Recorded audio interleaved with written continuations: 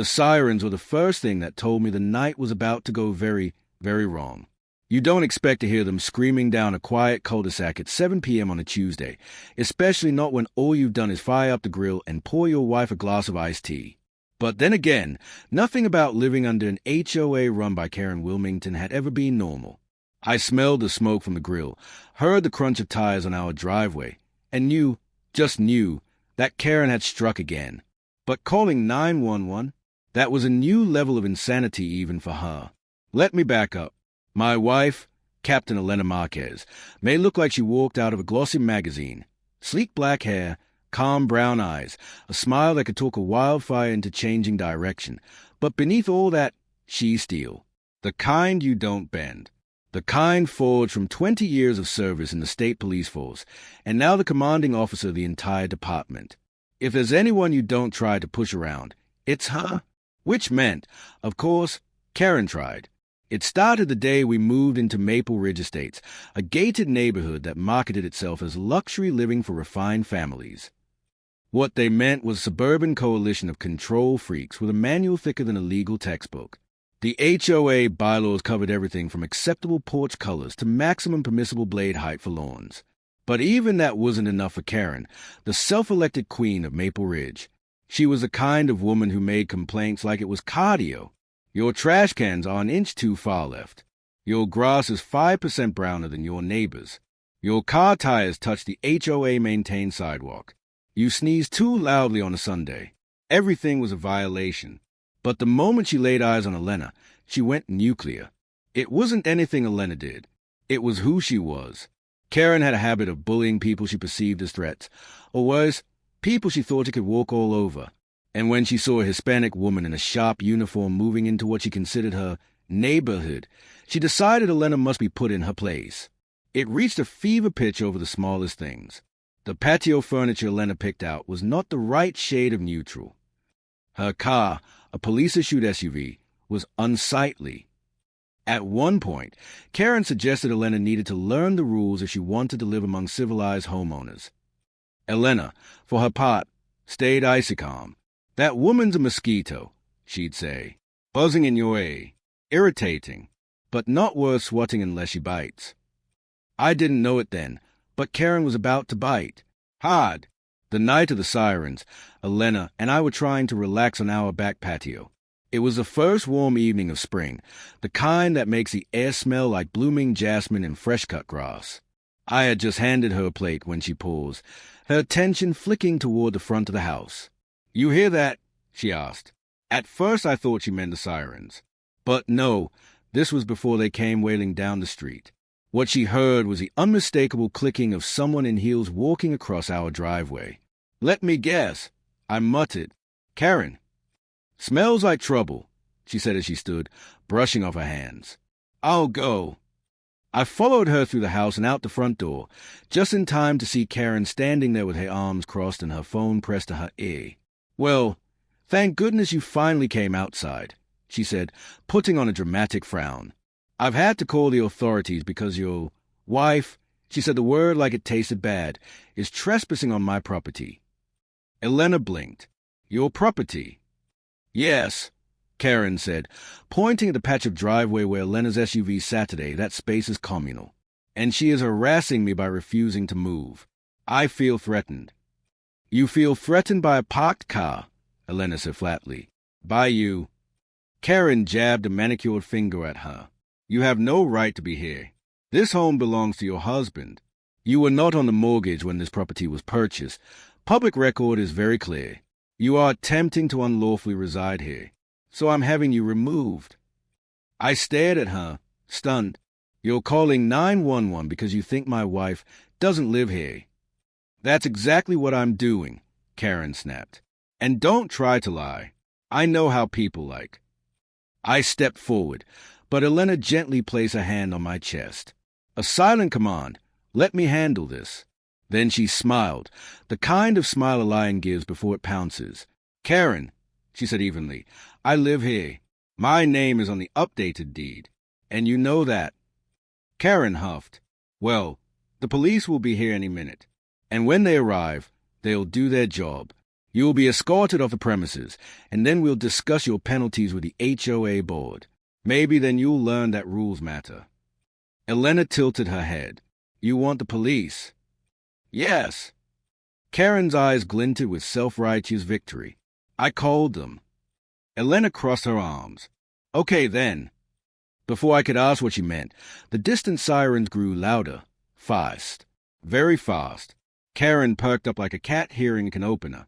"There," she said. "They are coming to deal with this unlawful occupant." What she didn't know, what she had never bothered to learn, was that every officer in the state police force had Elena's number saved. And when dispatch received a call that involved the commanding officer's home address, things escalate. 2 patrol cars swung into our street. Then a third. Then a supervisor vehicle. Karen's jaw dropped. This wasn't supposed to be a big response, she whispered to herself. As the officers stepped out, they spotted Elena, and every single one of them snapped instantly into professional posture. "Captain," the first officer said with a nod. "Everything all right here?" Karen froze. Her mouth opened. Closed. Opened again. "See, Captain," she stammered. "Captain of what?" Elena took a slow step forward. "Of the state police force. You called my officers to my home, to remove me from my property." The color drained from Karen's face so dramatically I thought she might pass out. But I didn't know," she whispered. Elena didn't answer. She simply turned to the lead officer. "Is dispatch aware that a homeowner misused emergency services to file a false report?" "Yes," he said. "We were informed en route."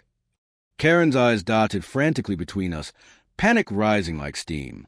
You can't do this," she babbled. I was enforcing HOA rules. That's not how the law works," Elena said sharply. "You filed a fraudulent emergency call. You claimed there was trespassing and harassment. You attempted to have a lawful resident removed from her own home. I didn't know."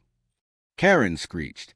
Elena stepped closer, her voice quiet but lethal. "You didn't care." Karen stumbled backward. "Wait! Please, we can fix this, can't we?" And here's the question I'll never forget Elena asking, the one that punched through the night like a warning shot. "Karen, when you finally realize you pushed too far, do you think consequences simply won't apply to you?" The officers stood silently. Karen's mouth trembled. For the first time in a tyrannical suburban reign, she looked genuinely afraid. She should have been. But she had no idea that calling 911 was only the beginning of her downfall. Because Elena wasn't done. Not even close.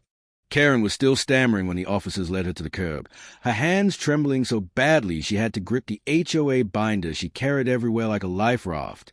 I could see her mind scrambling, flipping through imaginary rule books, looking for some clause that would put her back in control. She had no idea that the rules had shifted, and for once, not in her favor. Elena didn't speak right away. She just watched Karen with that calm, unreadable expression she wore in interrogations. No anger. No shouting, just a quiet, controlled presence that made guilty people crack. "Captain," the supervisor said, stepping forward, "how would you like to proceed?" "Dispatch is requesting confirmation on charges." Karen's head whipped up so fast her neck cracked. "Charges? No, this is a misunderstanding. I am the HOA president, and I was enforcing policies designed to keep this neighborhood safe and respectable." One of the officers raised an eyebrow. "You called 911 claiming a home invasion. That's not an HOA matter. That's criminal misuse of emergency services." "It wasn't criminal," she insisted. "I was just trying to make sure she jabbed her finger in Elena's direction, then caught herself, that she belonged here." Elena finally spoke. Her voice cut clean and cold. "And what gave you the right to decide that, Karen?"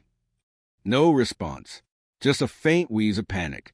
"You have been harassing residents for months," Elena continued.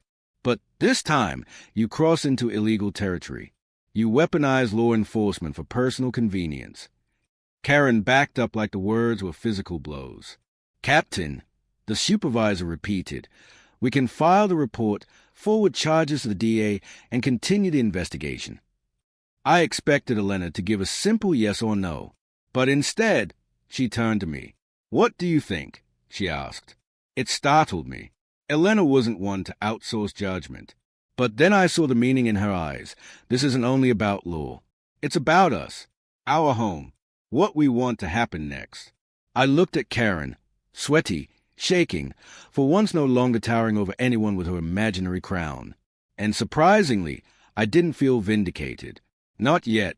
I said quietly, what exactly are the options?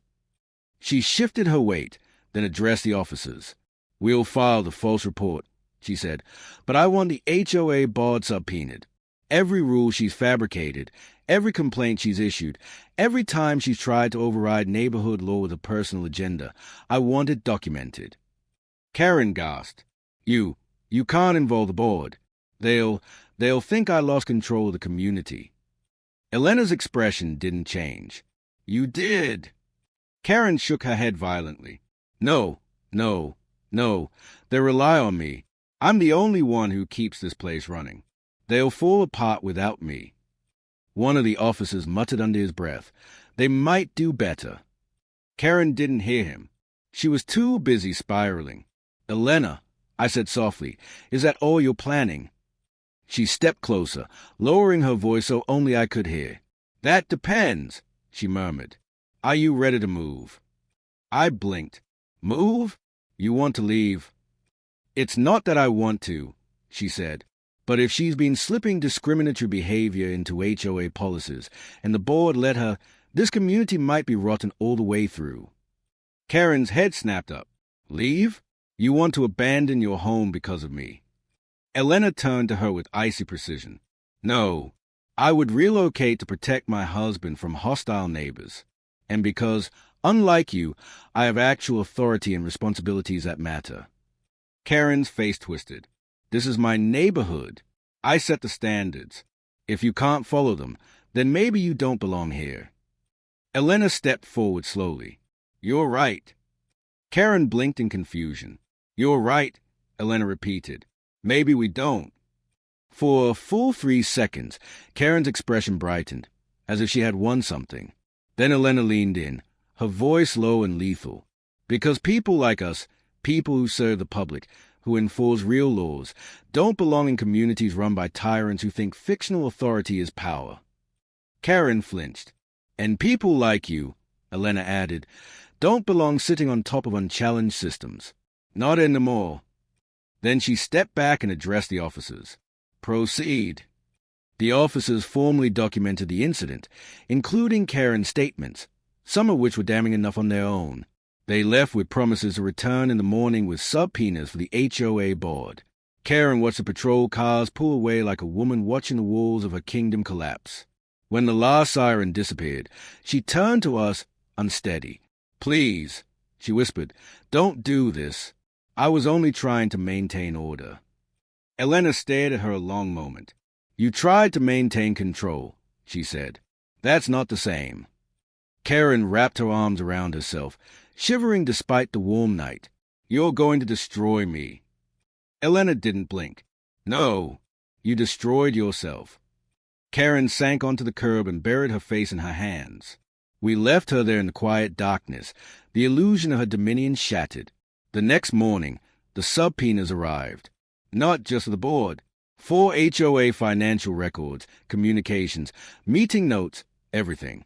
Turns out Karen had been doing more than enforcing petty rules. She'd been rewriting them without approval, fining residents unfairly, and funneling money into neighborhood improvement projects that never happened. Within 48 hours, half the neighborhood knew. Within 7 to 2, the entire board resigned. But Karen, she tried to hold on. She went door to door insisting she'd been framed, misunderstood, sabotaged. But people were done listening. Everyone had a Karen story, and now they wanted her gone. Then came the final blow. One morning, as Elena and I were drinking coffee on the porch, a sheriff's vehicle rolled up. Karen was escorted out of her home, charged formally for fraudulent emergency calls, HOA fraud, discrimination-based harassment, and misuse of funds. She screamed the whole time, insisting she was innocent, shouting at neighbors to defend her. No one did. The queen of Maple Ridge fell in her own moat. A month later, Elena and I sat in the living room surrounded by moving boxes. The neighborhood was quieter now that Karen was gone, but something in us had shifted too. Elena looked at me. You still want to leave? I exhaled slowly. I want you to be somewhere people respect you. Not fear you, not undermine you. Respect you.